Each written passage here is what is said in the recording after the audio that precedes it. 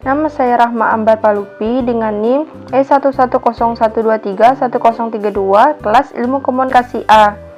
Di sini saya akan membahas 25 teori komunikasi. Jadi, di dalam 25 teori komunikasi itu ada apa saja sih? Nah, yang pertama adalah teori agenda setting. Teori ini menyatakan bahwa media membentuk persepsi publik mengenai isu-isu yang penting. Contohnya, jika sebuah media sering meliputi kejahatan, publik mungkin menganggap kejahatan sebagai isu yang lebih penting daripada yang sebenarnya. Hal ini tidak berarti bahwa masyarakat akan mempercayai, namun hal ini menyoroti kekuatan media dalam menentukan agenda diskusi publik. Teori yang kedua adalah teori kultivasi. Teori ini menjelaskan bagaimana pesan media massa, terutama televisi, mempengaruhi persepsi dan perilaku masyarakat dalam jangka panjang. Contohnya, penonton sering melihat penggambaran kekerasan, sehingga kekerasan tersebut dianggap sebagai hal yang normal. Adalah teori penerimaan aktif. Teori ini menantang gagasan bahwa media memiliki pengaruh yang kuat dan pasif terhadap khayalak. Contohnya, seseorang yang menonton berita tentang protes mungkin menafsirkan berdasarkan pengalaman mereka sendiri dengan protes. Keempat adalah teori use and gratification. Adalah sebuah teori dalam komunikasi yang menyatakan bahwa orang secara aktif menggunakan media untuk memenuhi kebutuhan dan keinginan tertentu. Sebagai contoh, seseorang mungkin menonton berita untuk mendapatkan informasi sebagai kebutuhan informasi, atau merasa terhubung dengan komunitasnya sebagai kebutuhan hubungan sosial. Yang kelima adalah teori pengharapan nilai. Teori ini menjelaskan motivasi seseorang dalam mencapai tujuan. Contohnya, seorang siswa ingin mengejar nilai A di dalam rapotnya, maka siswa tersebut termotivasi dalam mencapai tujuannya. Yang keenam adalah teori cultural imperialism.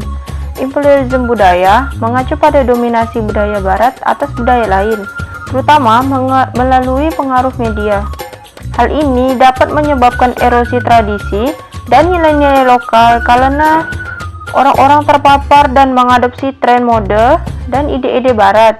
Sebagai contoh, populasi global film-film Hollywood dan rantai makanan cepat saji Amerika dapat dilihat sebagai bentuk imperialisme budaya.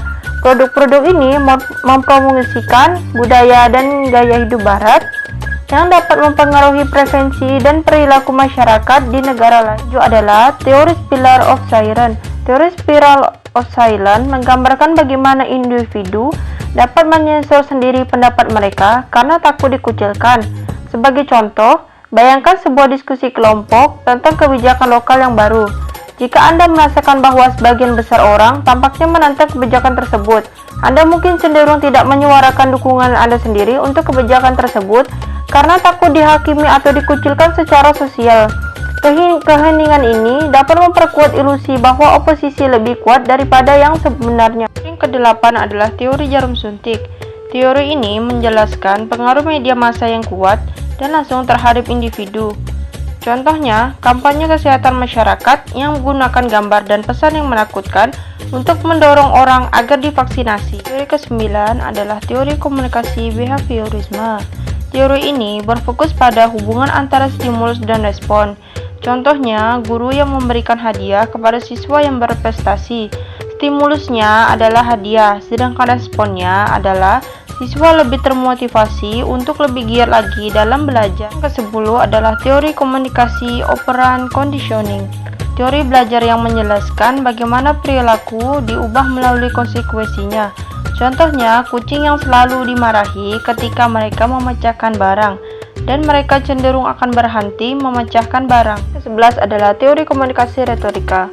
Teori ini menjelaskan bagaimana pembicara menggunakan bahasa untuk mempengaruhi audiens mereka.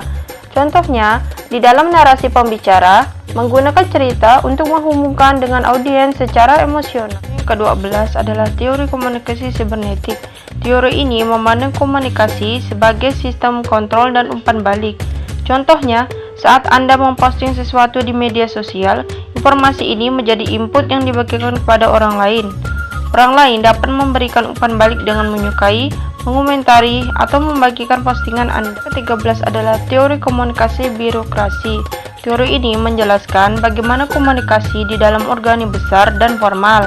Contohnya, seorang guru memberikan instruksi kepada muridnya di kelas. Teori ke-14 adalah teori komunikasi informatif. Teori ini berfokus pada penyampaian pesan yang akurat dan objektif.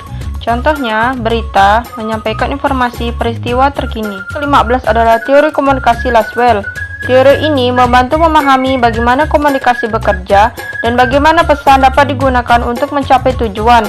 Contohnya, siapa untuk influencer, berbicara tentang apa, yaitu produk baru, kepada siapa, pengikut di media sosial, melalui apa, Instagram dan TikTok, dengan apa, meningkatkan penjualan produk. Ke-16 adalah teori komunikasi analisis transaksional.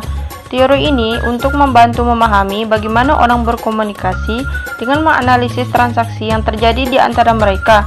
Contohnya, pengirim, kamu selalu lupa menaruh kunci, apa yang dikatakan adik, sedangkan penerima, maaf aku sedang stres di kantor, apa yang dikatakan oleh kakak. Ke-17 adalah teori komunikasi difusi inovasi.